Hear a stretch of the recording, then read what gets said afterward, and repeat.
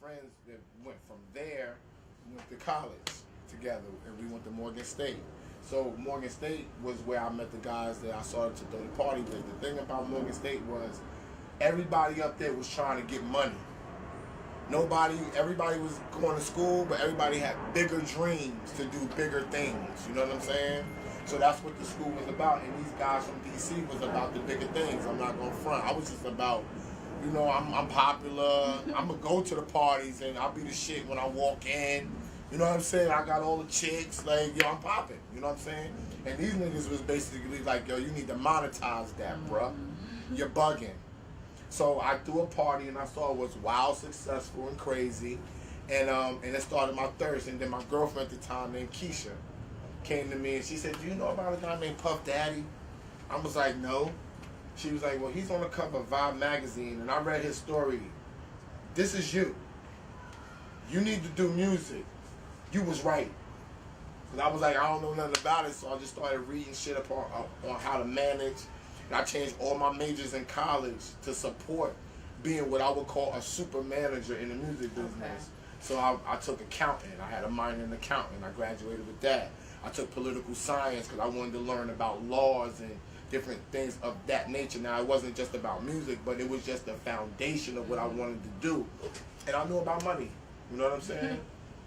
So when I got into the game, which I always knew I was going to be in the game, I just knew it, I was prepared. So my way of getting in the game was after I started throwing parties, I started managing the DJs that was throwing my parties. Okay. That was my first venture into management and learning. And then by hook or by crook, my daughter's mother introduced me to her father.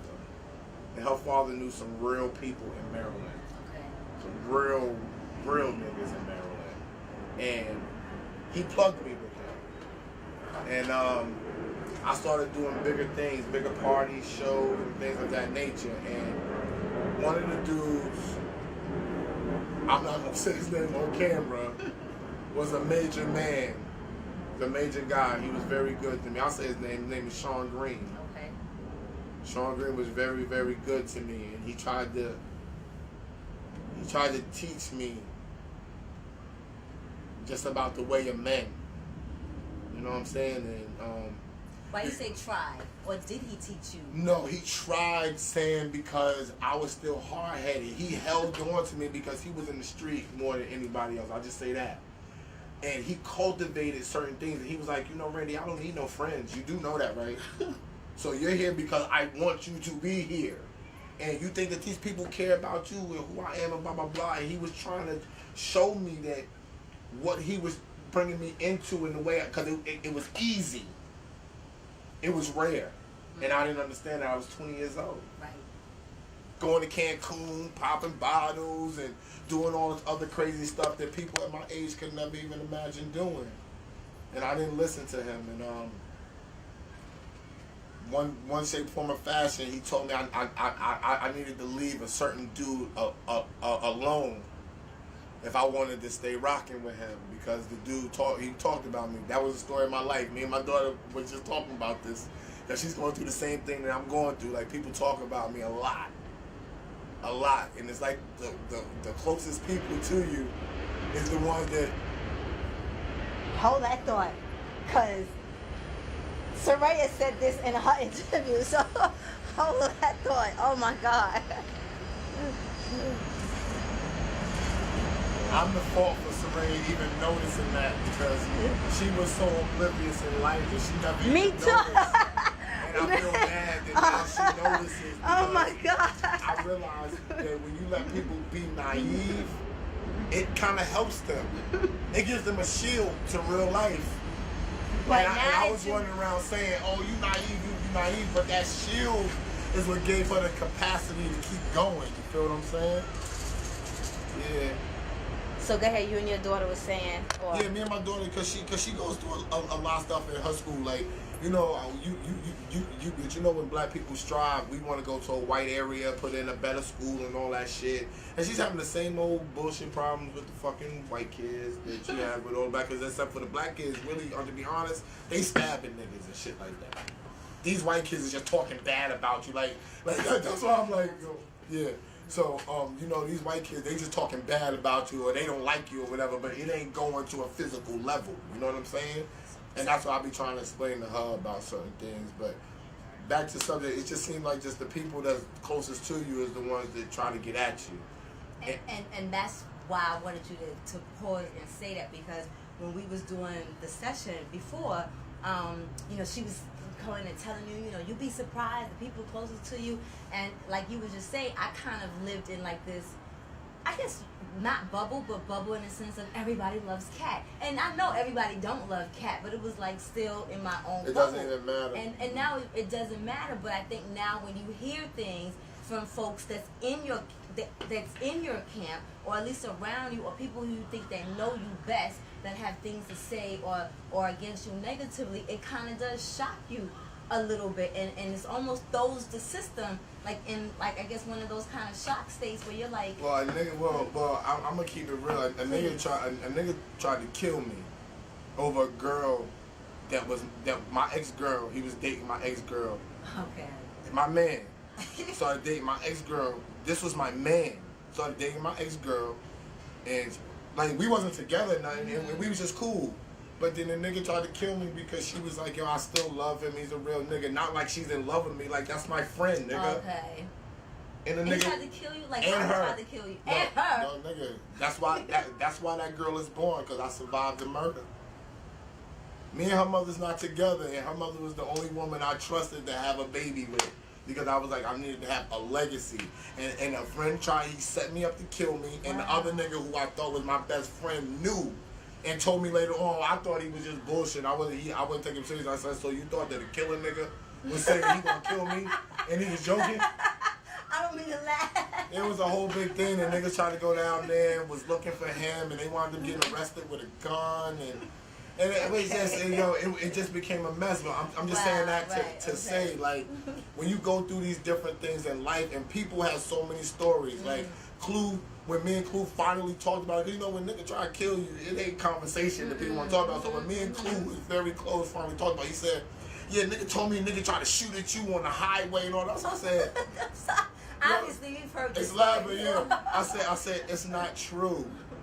I said, I don't do nothing to anybody. My daughter could attest to no bullshit. I be by myself. I've always been by myself. Somebody who stays by themselves, the popular one, the one who can throw parties, the one that people are entrusting to manage their careers. Yeah. So how does the quiet one manage careers? Because you have to have a lot of balls. You have to have a lot of, you know, I know what I'm doing. It's my walk job. In a room. Nah, it's my job. And I take my job very seriously. So in places where I wouldn't normally talk, I know I have to step up and talk because why? This is my job. This is how I make my living. This is how I feed my kid. So when it comes to me, like, just for me in my soul, when it comes to being a father, I don't really give a fuck about what I want to do or don't want to do or can't do or you know what I'm saying? Like, it's just like, yo, this is what I gotta do. And what did that do? You're 14 now? About to be 14. So what did that, well, two things, because mine's turned 14 today. So two things. What did that do 13 years ago when you became a father and then a father of a girl, and now 13, she's a teenager, she got legs on her. How's that? And how's that? What's that like? Are you want to kill folks? Are you nervous every day? Nah. Are you hating these up here? Nah, I'm the one that embraces that stuff for her. Like, yeah. Because this is essential for the parents out there. We're all dying right now. Yeah, me and my daughter, I'll tell you why, and she knows why already.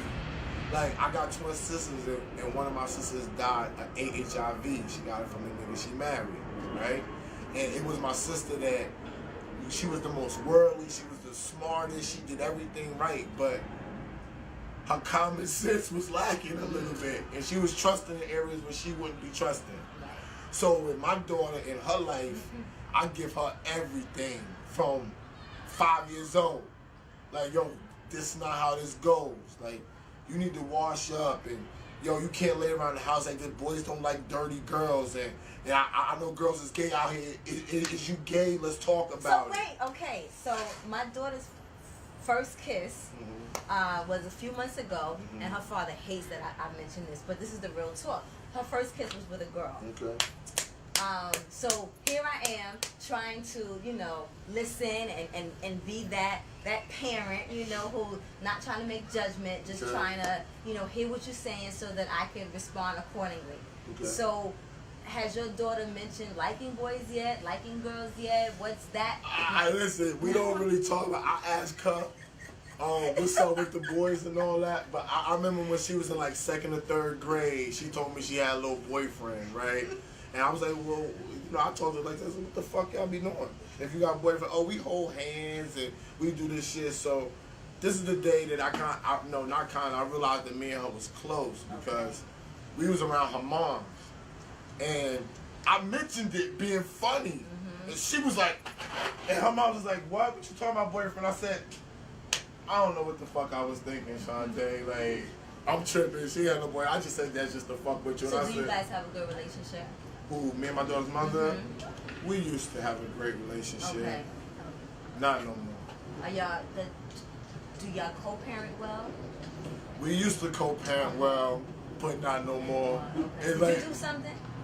No, she did something. And her. Okay. She's the cause of it, my daughter. Okay. She knows why. Okay. You don't know why? Okay.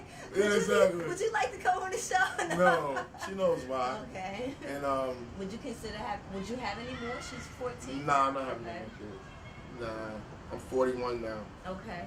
And I take pride in being able to run around and do stuff with her. I think I would be cheating another kid. Wow. I would be cheating because I'm all in. Okay.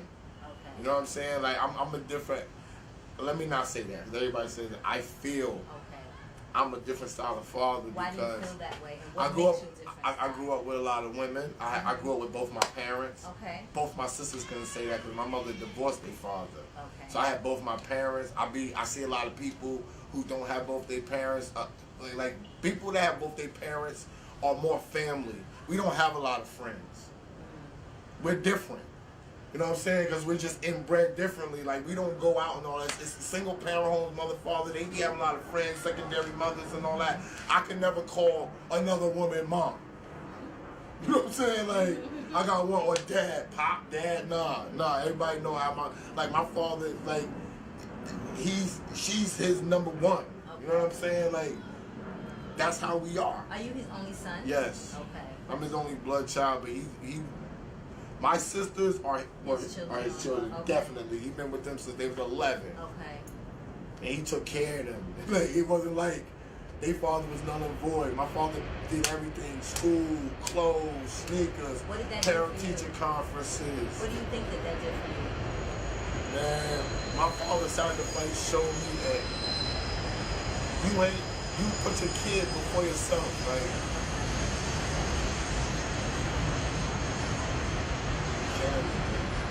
I know, I feel like moving. I haven't had this problem before. The weather's changing. The weather's changing. Okay. It's the first day of fall, too. Thank Leaves is on the ground. Bugs.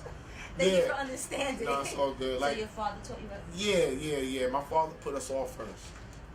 That was just what it is. And my mother made it known that your father's first to me, and I'm first to your father. Oh, wow. And everything else that's left is what y'all get. If we so choose to give it to you, no way, then you're blessed to have say that. Nigga, my mother's a boss. She'll say it to this day, and nigga, you down. Like, nigga, you ain't before me, nigga. You only the kid. You the son. I'm the wife. Yeah. And that's the rules that we go by. Okay, that's. So I'm not mad that like my parents' house. If you're not married, y'all don't get to sleep together. I don't give a fuck if y'all was together for 22 years. If y'all don't got the ring and go through the ceremony, y'all don't get to sleep together. We ain't doing that. Okay. You know what I'm saying? Like, that's where I come from. You know what I'm saying? So I pass that down to her, but I'm a little more liberal than my parents because I understand. I'm more liberal than her mom is. I've been in the music business. Would you agree? Yeah. Okay. I've been in the music business. I live a different life. Which, speaking of, and I'm sure because of what you said and how comfortable you are with your daughter, she knows this. So I think one of the reasons why you came up was because the show is called Natural Sessions. And I've had 30 guests on the show, but when I first started the show, I was smoking on the show. So that was the premise originally of the show, was to naturally, right? Yeah. So if you smoke weed, she know I got PTSD. Okay. She knows I smoke weed. Right. So she knows everything. So I'm pitching this show right now to Vice. So I was looking towards, the cannabis community. So I was like, yo, Soraya, your man smoke. Would he smoke on camera? Yeah. And she said you wouldn't. And I think she asked you, and she said if you catch him smoking on camera, like at the club, that's different. But just to smoke on camera with you, he wouldn't do that. She probably didn't want me to do it because I got a lot of shit going on. I'm doing a documentary. And people out here that don't understand what we come from, they might use that shit against me. Okay. You know what I'm saying? The reason why I wanted to ask you about it is, how can it be used against you? Because at the end of the day, you are your own boss. And you also set your own rules. You're being your own boss for a reason. Yeah. So if you're your own boss for a reason, why do you think that folks who are in that position of being boss still succumb to what others want to put on it or say in regards to smoking marijuana? Because at the end of the day, how does that hurt you? Up with mobility. Okay, I'm a boss. I own my own shoelaces, right? But what me and Clue was trying to do, we trying to do collaboration with Nike. We want John Wall to make our lace a part of his sneaker. Right. Nike is known to be surfing on the net about people and might see some shit like this and be like, I don't want to go into business with him. So now, if I would have just not smoked weed, I would be walking around with $10 million fucking dollars and really a boss. You really think that? I know so. So I can't. Yeah. Because I'm like, you don't think a part of them would be like, oh, right, that's hot, or the fact that they smoke too. Like, See, I would have, because I'm not, like, she wouldn't have been here, of course. Like, right. she doesn't be around me. Like my smoking now is because niggas tried to kill me. Like, before I smoked, I could smoke one blunt for like 4 or 5 days. You know what I'm saying? Okay. I can smoke one blunt for 4 or 5 days. But when that was a delayed reaction. Yeah, when the niggas tried to kill me, I suffer from PTSD to this day. Okay. So I can't even use the bathroom. See, I can't even shit without smoking. Okay. It's something about my nerves. You know what I'm saying? Like, my daughter know I'll be in the bathroom for 45 minutes. I just can't do it. Like, I start, like, if I'm in a large crowd, like, sometimes I just get jittery. You know what I'm saying? Like, I got PTSD bad. So how does that affect personal relationships or new relationships then? Because I'm sure they say I do well with it because Soraya's brother, my girlfriend's brother, also niggas shot him 7 times, and he lives with it. You know what I'm saying? And we all do different things. Just go away, man. We all do different things to cope with it. My coping with it is walking through the glass door, whether I'm scared or not. I do it, and everybody knows that. Even I told my daughter, she would ask me, she said, "What? You were scared?" I'd be like, "Yeah." She like, "You still did it?" I'd be like, "Yeah, nigga." That's how it go. That's how you get tough. Like, everything that you do is not gonna be something that you're willing to do or comfortable with doing. You're gonna have to face the thunder sooner or later. You know what I'm saying? So that might be the title. You're gonna have to feel the thunder sooner or later. You know what I'm saying? That's just what it is, and it's how you deal with it. I swear to God, we was just talking about how girls is hating on her, and I said, yo, Rand, the same shit just went to me. A nigga from my hood tried to fight me. I'm 41 years old. That's what I'm saying. I was around my hood. He walked up on me talking about, you don't fuck with me from something 20 years ago that I swear to God, I don't even know what he's talking about. So many people came to me about this guy that he don't fuck with me. So finally I'm like, okay, he don't fuck with me. I don't fuck with him. Right. Okay, like everybody don't gotta fuck with me. Right. But now after 20 years, this nigga wanna step to me. I'm fucking smoking. I got fucking Patron and pineapple in my hand. I played the old timers game in the hood, and a fight breaks out. We walking the old lady down the path, and I turn around and the nigga's on me. Yes, and the nigga trying to fight me. And I'm like, yo, my nigga, like, yo, you saying that you don't fuck with me? I'm gonna smack the shit out you. I said, well, what? Go ahead, try it. If that's what you feel like doing, try it. Because everybody around me knows that, even my kid know, I'm about peace and love. Are you really? I don't fuck with nobody. I don't want to even be around nobody. I don't care about what nobody's doing. So if you're about peace and love, you don't care about anybody's doing, but you are about this paper and building a legacy, which is why you had a kid. I'm about the paper. I'm popular. It's about this old shit with women. It's about, niggas think that you making money and you can help other niggas. Niggas don't know that you be struggling at times too. You know what I'm saying? Niggas don't know that, I'm just there because Clue is my man. You know what I'm saying? Clue is making sure I get paid. You know what I'm saying? It ain't enough to share with nobody. It's enough to take care of my shit and live how I need to live. But niggas that know me know that I help everybody. Like, that's a fucking fact. You know what I'm saying? Whether the train is going by or not, it doesn't even matter to me because my kids know, like, I'm about black people. I'm the most militant black nigga around. Like, yo, if it's about black, niggas don't tell them niggas. Yo, let me tell you what niggas not gonna tell you. Yes. You know why? Because when white people was telling each other. You know what I'm saying? We the only niggas that say, like, nigga, it ain't no Chinese. No, you see how it was getting louder? Wait, it got louder. Train, oh, okay, that's like, is it louder than louder? No. And you know the Matrix never wants you to hear the positive. It ain't, like I just posted this shit on my Facebook. I said, yo, y'all wonder why everybody treat black people like trash? We the only niggas that don't stick together. There ain't nothing such Chinese on Chinese crime. Crack on cracker crime. They ain't Spanish on Spanish crime. Ain't none of that. It's only one race on race crime, and that's called black on black crime. It's only one. And we wondering why niggas is shitting on us. Everybody don't watch football. Kaepernick shouldn't have sat for them dumb motherfuckers. He's sitting for the niggas like me. But the niggas in the hood is looking at me like I'm a cracker. Because you making money staying to yourself, I'm staying on my family shit. I'm not a real nigga. You know why? Because I don't want to shoot nobody. I never wanted to kill nobody. I don't want to go to jail. My number one line of niggas in jail. Ain't no bitches in jail. Ain't no weed in jail. Shit. Ain't nothing in jail for you, bro. You can't tell me I've been there. I did 23 days. It's nothing in jail for me, dog. I'm claustrophobic. I like to travel. I'm sorry. I'm being real. Yeah, I know you are. You know what I'm saying? So I'm like, yo, everybody want to glorify this shit. You know what's dope to me? When I'm taking my girl and we in St. Bart's on Puff Boat for New Year's. Yes, honey. That's real shit to me.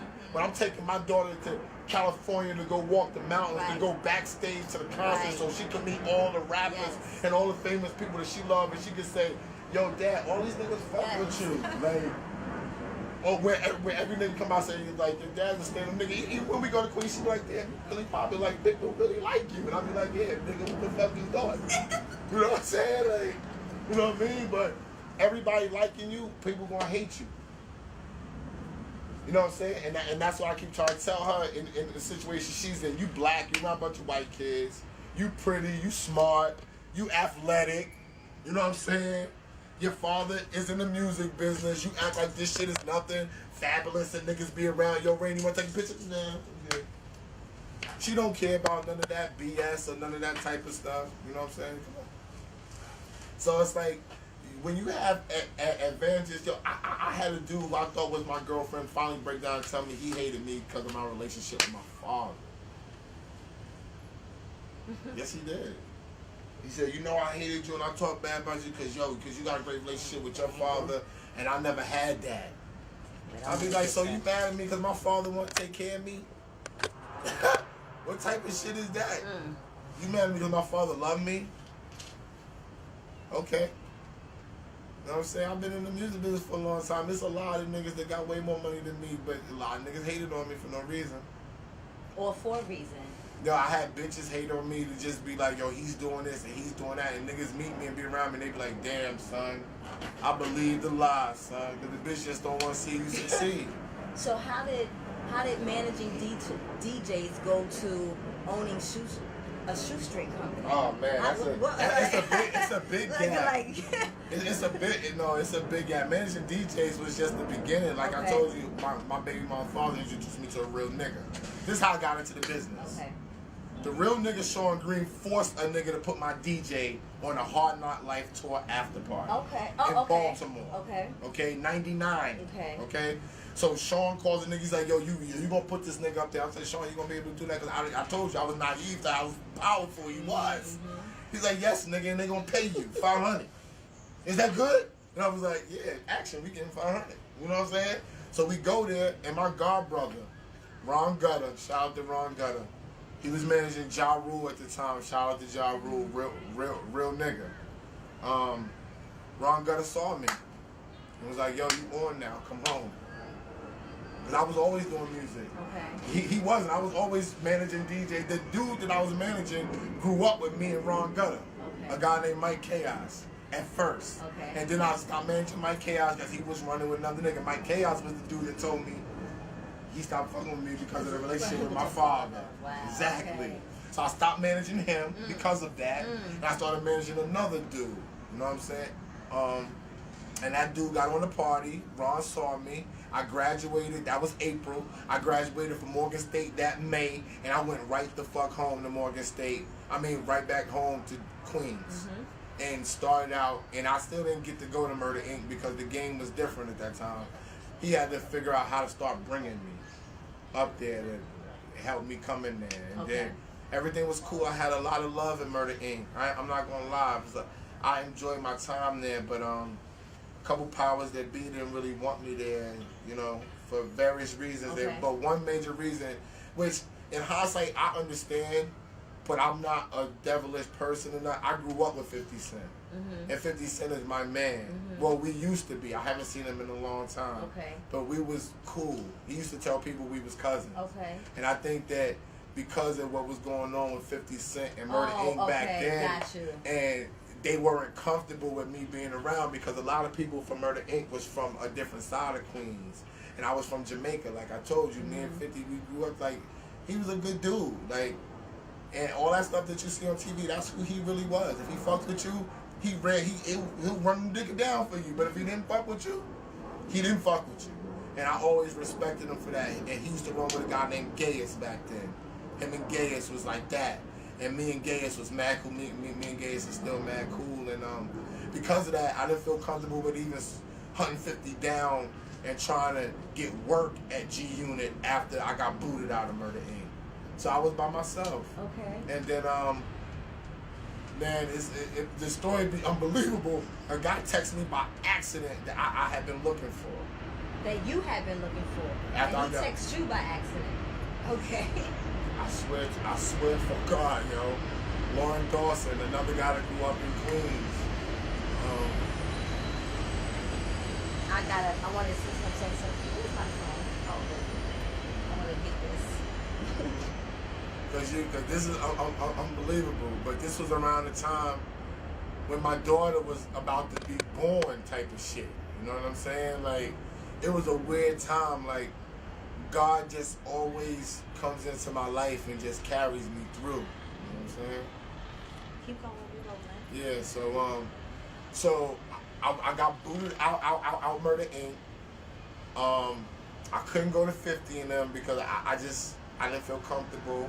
And I didn't think that he was gonna trust me. Like, you know what I'm saying? Like, who wants to be around somebody who you really consider your friend that's not gonna trust you no more because of it?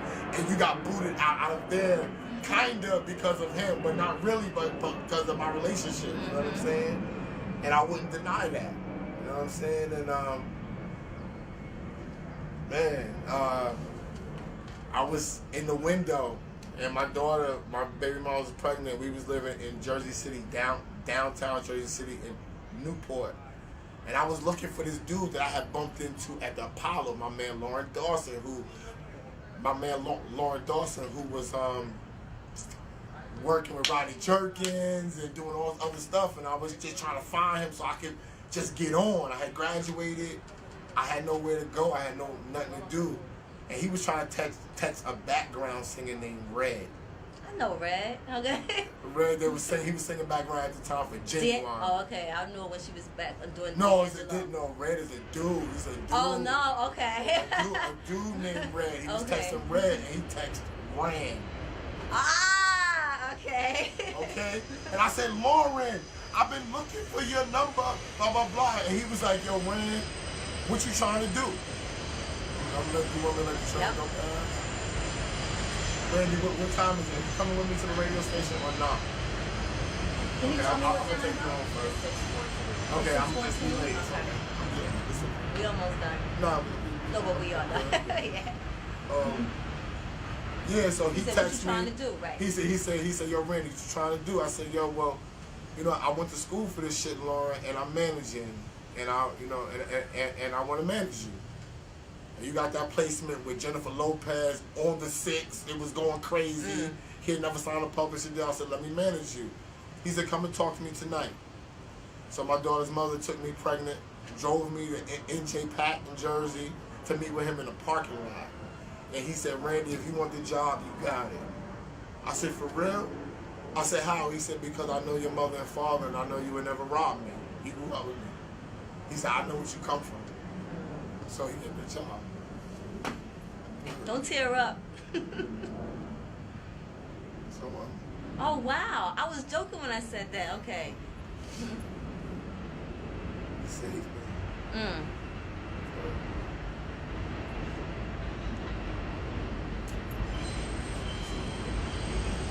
Perfect time for me to get back.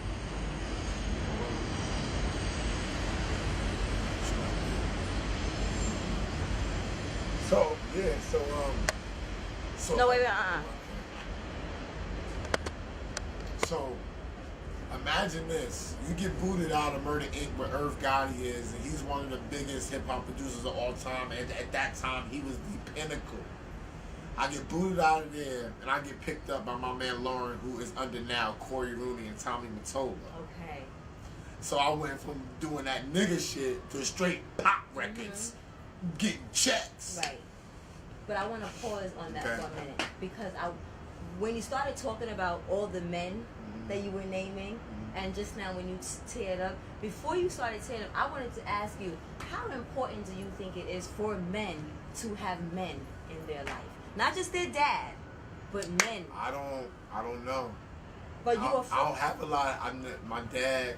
Well, you may not have a lot, but I mean, you've named 3, almost 4 instrumental men that played a part in your life, in your career. I'm not saying they had to be like lasting friends or buddies or. You talking about my god brother who picked me up, Ja Rule, showed me love, Lauren.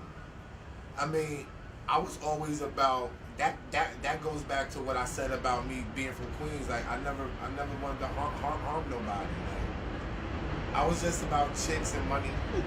I swear to God, playing basketball. I was that nigga that was playing basketball at 2 in the morning. My mother would wake up and be like, oh, that nigga's at the basketball. For real. I didn't want to. I never had a desire to hurt anybody. So I can't. And my father always told me, no matter if you got nobody, I got your back. And I walked around with my chest poked out because I said, no matter if I ain't got no friends, my father got my motherfucking back. So then, do you think it's important for men to have men in their lives then, since you... Yeah, I had one. And I would say at least one. I don't know if you need a whole lot because I've experienced a lot of hatred having a lot of them.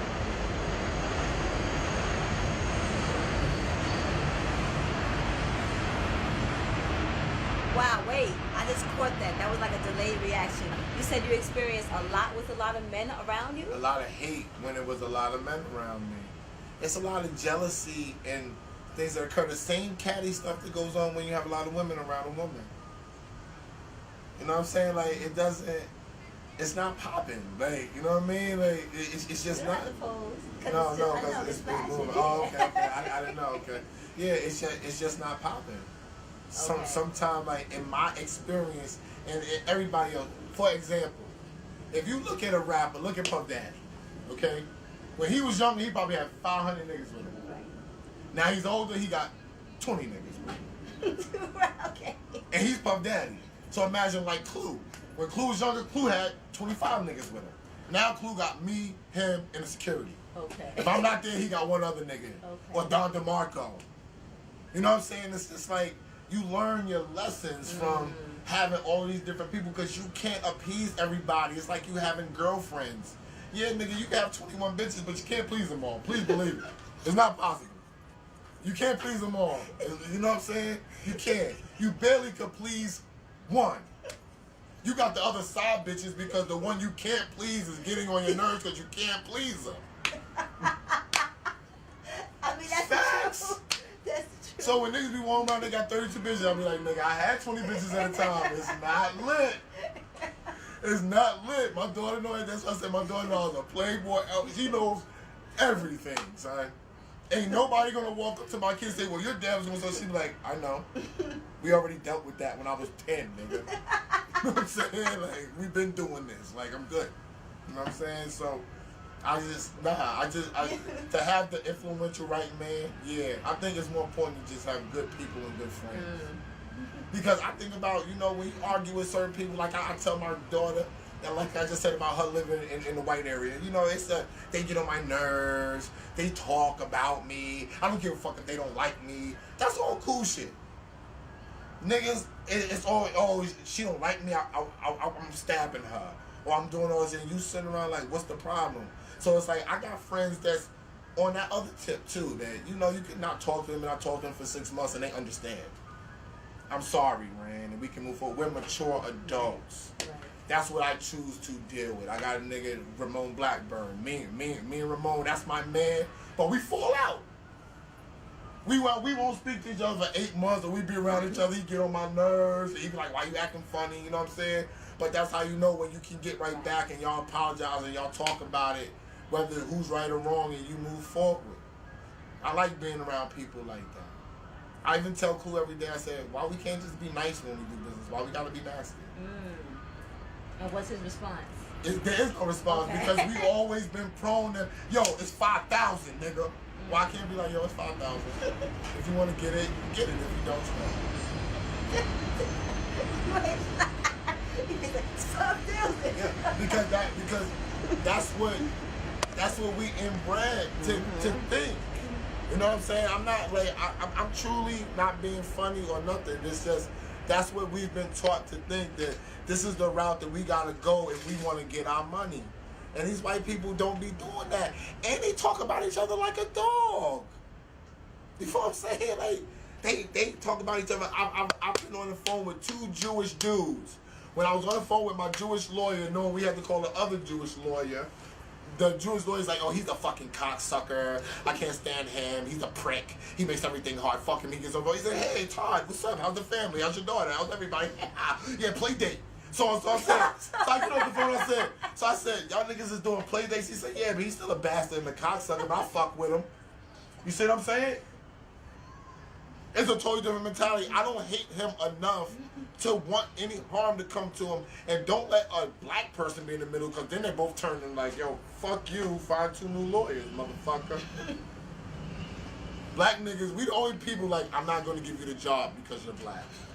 You got to really earn it. Why? Why the fuck you can't teach me the job like all the white people teach them on the job? Bitch, I'm only answering phones and forwarding them. You know what I'm saying? Like, why you can't give me a fucking job? That's what I'm trying to figure out. So wait, as we before. Yeah. So you remind me a lot of myself. Oh. Just with how open you speak and how you kind of curse like a sailor, a little bit like myself. How is that? Like, everybody always says, oh my God, how do your kids deal with you? Like, I feel like being open this way, keeping it real, keeping it 100 is the best way. But everybody on outside is always like, it's too much. Oh my God, That's all she knows.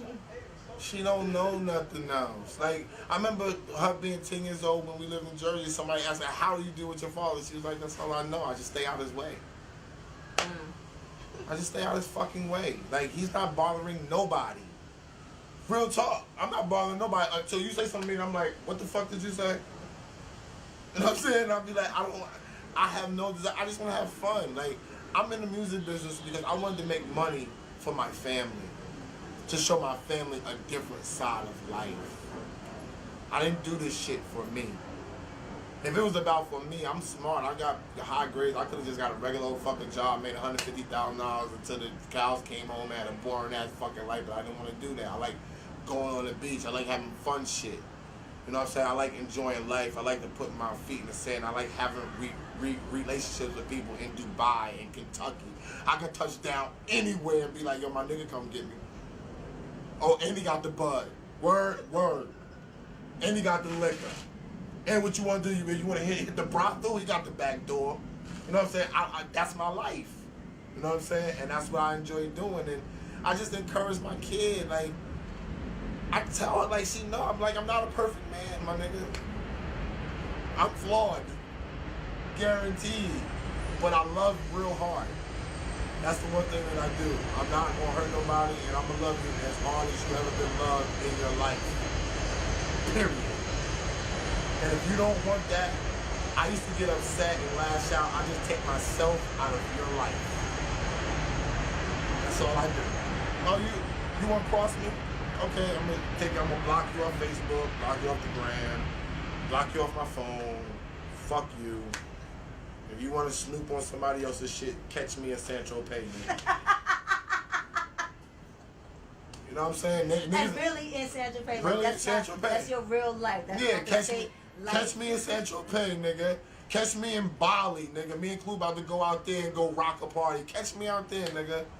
You know what I'm saying? Because if you don't want to be a part of this life, then I'm cool with that. I'm cool with that. You know what I mean? So I'm a vanilla ass nigga. There ain't no swirl in me. I don't eat sauce. I don't like milkshakes. I like plain everything. I don't eat mayonnaise, mustard, ketchup, nothing. I'm vanilla as fuck. You ain't gonna find nobody more vanilla than me. You know what I'm saying? And it's like I'm just straightforward about life, and I love music. You know what I'm saying? And music, it just does something for me. I love the business. I love the life. I love everything about it. You know what I'm saying? It calms me. Like me and Clue just went to do VH1. It feels good when me and my man flying out. I love seeing my man on TV. Like that. Like I fuck with that. I'm here. I'm a nigga backbone. You know what I'm saying? Like we doing this. And I can't say I manage. Like sometimes he tells people I manage him. Sometimes he be like, yo, Randy co-managed me, or he's my consigliere. Yeah, this is my homeboy. I don't have a title with Clue. All I know is when it's time to make some money, he puts me in position to make the money because he trusts me. And that's who I fuck with, people who trust me. People who know how I get down. And that's just in life, period. Like, we know in our heart niggas that don't fuck with us. And we look past. I don't do that. And that's what makes people bothered. Like, I'm just straightforward. Like, you don't fuck with me. And I'm not upset. I'm not upset.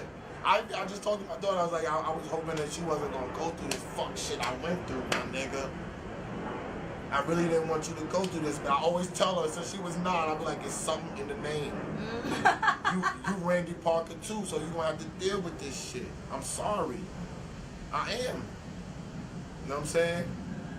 And people don't understand all the stuff that you go through with this music, and people say when you get money, you change. Nah, nigga, because you know why? Our money come and go. The richest nigga. Look at Kanye. You had all the money, and when you lost all the money, the next year he the highest paid nigga. You can't act differently, nigga, because you making this money know one false move, you get Swiss cheesed up, right or wrong. Them niggas is counting your money. Them niggas is looking at you differently. Them niggas is assuming and gauging what you could do.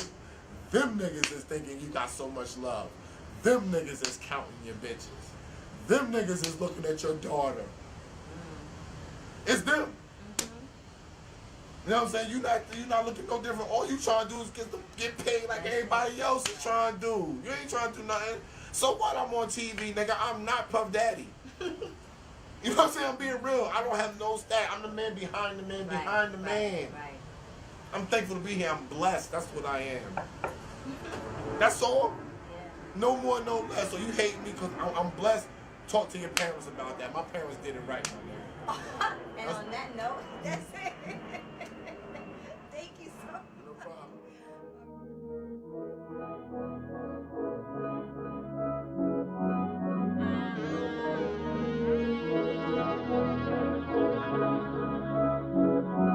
fly nigga with the rose on. You can tell it it's time to come pick you up. You might think you got a hold on. Sweet in front, but throwing salt in the cup. Are you laying with no clothes on? Are you finna let this go on? Now you flexing like you so strong. About to get your booty cold on. Got a man, I'ma fall back. You just saying like it's your day. Gave him all that you wear, now you stuck, you try to get your heart back. Don't know if I do fake it or watch it, sometimes I saw that. Why you begging at the most, it's begging with you.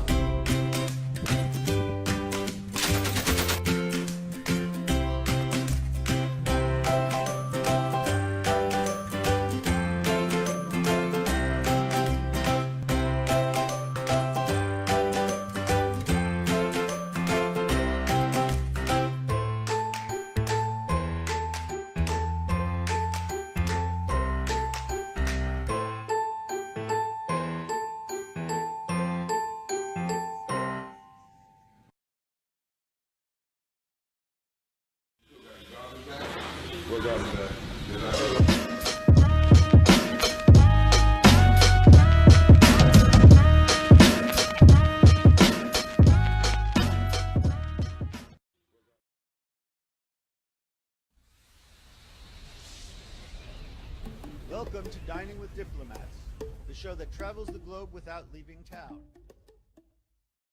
We are online. I need your help to build my YouTube page. Subscribe. Miss KittyRose 1.